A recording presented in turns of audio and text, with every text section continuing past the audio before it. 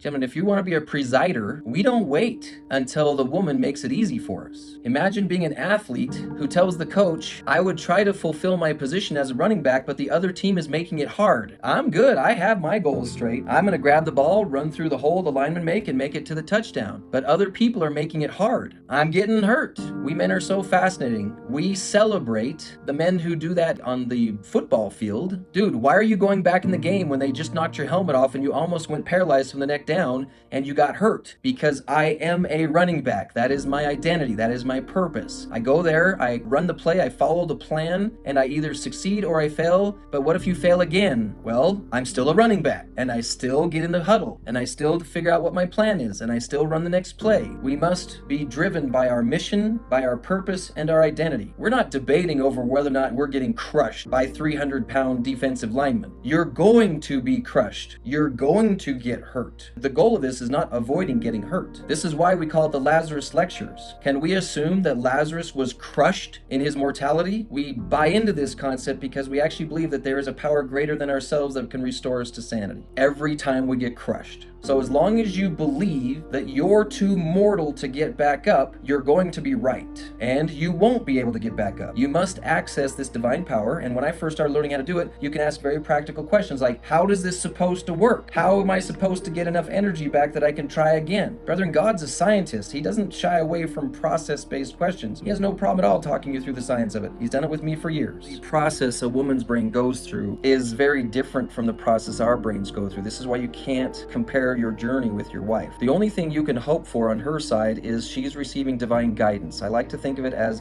two people who find themselves on different sides of the same mountain. If both people are calling God for instructions, they're not going to get the same instructions. He's going to get instructions to get through his side of the mountain. She's going to get instructions to get through her side of the mountain. Do you trust the other person's following the instructions? Well, if you sit there and you go, well, I don't trust that you're making progress, so I'm going to sit here and see if you can get to the finish line. Well, then she'll be there and you won't. I don't want to do all this work to be a good husband if she's not going to catch up to me. Didn't you want to be a good husband type man anyway?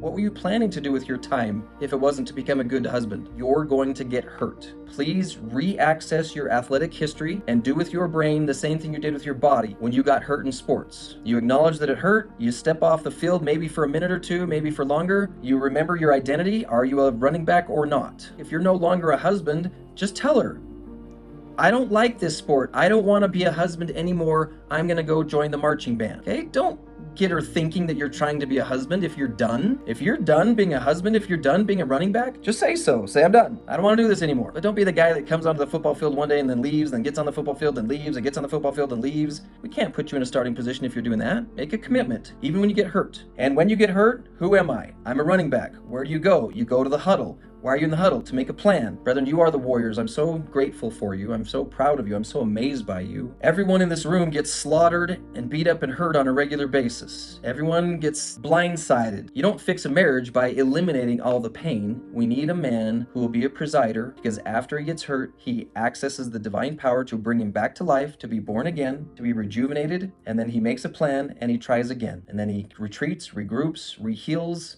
makes a new plan and tries again and does it again and again and again until he takes his family to the Super Bowl, or until he's no longer a husband.